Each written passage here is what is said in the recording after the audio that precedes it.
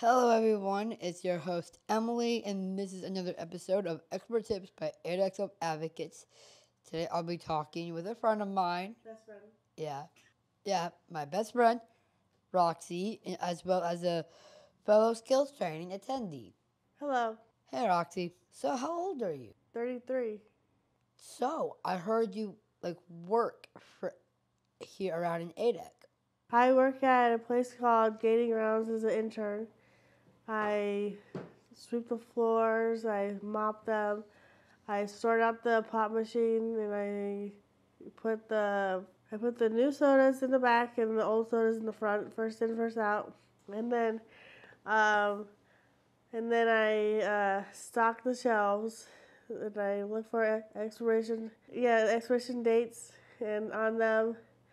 And then I help, and then I clean the conference room. Cool. Nice. So, how's the internship going? It's doing good. I like it. I thought at first I wasn't going to like it, but then after I got to know the people, I decided I liked it because I figured out if I respect them, they'll respect me. And that's what I believe. If you respect somebody, they'll respect you back. Yeah, a lot of the time you would think that. That's always something that you just gotta hope for. So, what's your favorite thing that you've learned so far? Probably, I made my first frappe, caramel frappe. That's really cool. I'm gonna have to say, you're actually living my old dream job that I had when I was really, really young. Enough about my dream job. What's yours? My dream job is to be a writer. That's really cool. Like someday you'd want one of your you'd want to make a book and send it to. I would like to write a really good book one day, let somebody read it, and then tell me if they like it or not. Then I'd have somebody else rewrite it for me and edit it, and then read it again, and then let me rewrite it again, and then have them go back and read it, and then tell me if it's good, and then get it published. So yeah, your big dream is to have a book published. Yes, but I haven't really written a book that, I've been working on a book now, but I haven't really had anybody read it yet. All right. Also, speaking of that book, if you ever can, could you bring it over to the skills and training so I could read it? I could. Yeah, that'd be interesting. That'd be really cool for you to do that. In general, I hope you could also publish your book. That'd be very cool. Is it true that you don't have a job coach? Yeah, I'm in the process of getting one. All right, cool. So, why did you decide to apply for the ship at Gaining Grounds? Or, why did you want to work there specifically? Because I want to learn how to be independent, and learn how to work with things and learn new things and get money. But that's the last reason, and just serve the community. I totally get that because usually a lot of people with disabilities, we tend to not have a whole lot of independence. It makes sense that you would want to search for that and try and do something to help the community. You're a very helpful person. I could totally believe you'd want to do that. But what it's like to have a job coach is definitely interesting for sure. For people who don't know what a job coach is, it's kind of like having someone shadow you at a job. Help train you for when you first come in.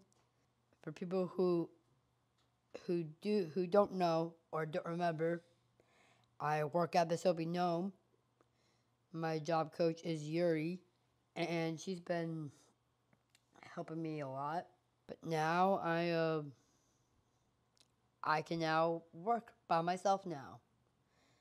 So, Roxie, what do you think it feels to mean to advocate for yourself? To stand up for what you believe and tell people how you feel, and don't be afraid to tell people how it is. I don't know. Yeah, sometimes I don't know the answers. I try and say things right off the fly that comes right. Don't let people boss you around, you know? Yeah, I get that. Yeah, for me, what I think advocating for yourself is advocating for ourselves is a very huge thing. not just for ADEC, but for anyone who feels like they don't really have much of a voice. I like saying that advocating for yourself, yeah, like how you said it, Roxie, like standing up for yourself. But also like saying what you think, saying how you feel, and show people that we have a right to be here as much as anybody else. Yeah. Do you watch or follow March Madness? Nope. Yet I go to the Silver Bullets games. Yeah. Mm-hmm. So But I like to play basketball. Yeah. But I don't watch it. Yeah. Yeah, it's kind of hard to watch games sometimes. They go for a long time. My favorite sport would be swimming. Oh, that's cool. Yep. Is there your favorite thing to do? Huh? Is that your favorite sport to do? Yeah. And soccer. Cool.